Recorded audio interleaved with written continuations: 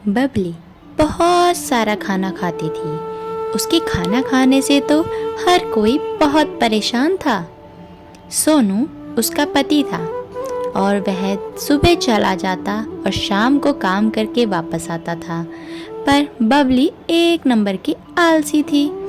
बबली को तो मानो खाने के अलावा कोई काम ही नहीं आता था, खाना खाना और सो जाना। मालती उसकी सासू माँ का नाम था। वह बोलती है, अरे बबली, सोनू के आने का समय हो चुका है, जल्दी से खाना बना दो। और जो मैंने तुम्हें पूजा के लिए लड्डू दिए थे, वो लड्डू मुझे दे दो, प्रसाद में चढ़ाने हैं। अरे माँ जी, वो लड्डू?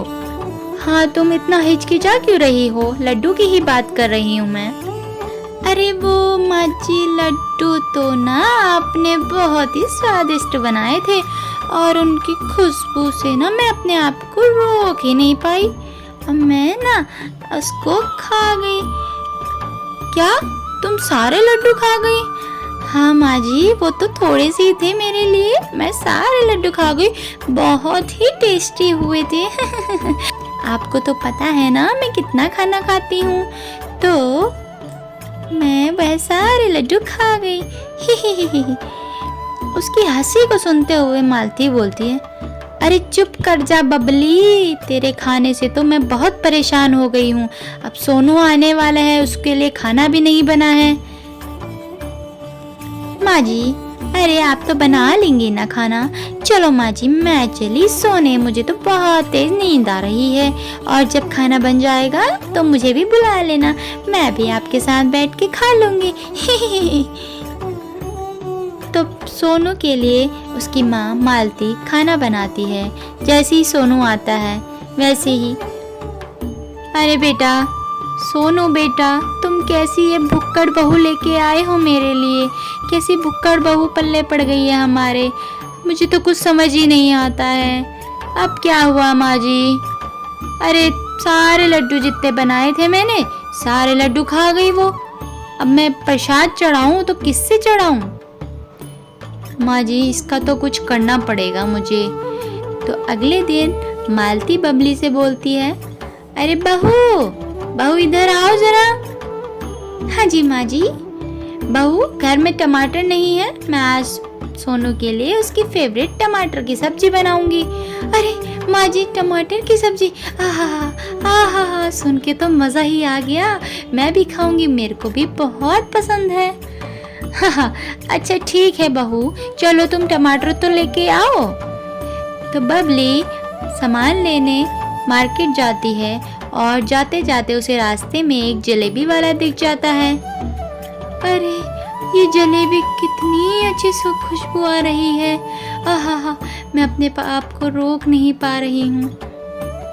अरे जलेबी वाले भैया, जरा जलेबी तो खिलाओ एक प्लेट। अरे हाँ, बिल्कुल खिलाएंगे।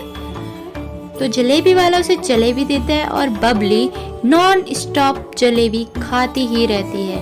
धीरे धीरे उसकी सारी जलेबियां खत्म हो जाती है। अरे बस कर मोटी, बस कर, सारी जलेबियां खत्म हो चुकी है अब हमारी। अब तुम मेरे पैसे दे दो, इस पूरी जलेबी के 100 रुपए होते हैं। अरे भैया, 100 रुपए? इतने सारे? मेरे पास तो कुछ ही रुपए हैं। ऐसा करो, अभी इनको रखो और गांव में सबसे नुक्कड़ वाला घर ही हमारा है, आप बाकी के पैसे वहां आके ले लेना। अच्छा ठीक है, अभी जितने हैं उतने तो दो। तो बबली टमाटर लेना तो भूल जाती है, पर जलेबी खाना नहीं भूलती और वह घर को आ जाती है। अरे बहू, इतना टाइम कहाँ लग गया तुम्हें? जल्दी से मेरे टमाटर दो, मुझे सब्जी बनानी है, सोनू आता ही होगा। अरे माँ जी, टमाटर तो मैं भूल गई। अरे तो कर क्या रही थी कलमुही इतनी देर से? माँ जी, मैं तो वहाँ जलेबी खाने लग गई थी, तो इसी चक्कर में मैं टमाटर लाना भूल गई। अब तो मैं बहुत ज़्यादा थक गई हूँ, अब मैं जाके सो रही हूँ। आप भी ऐसा कीजिए, किसी और चीज़ की सब्जी बना दीजिए और सब्जी बन जाएगी तो आप मुझे बुला लेना। हे भगवान, मैं क्या करूँ इस बबली का मैं।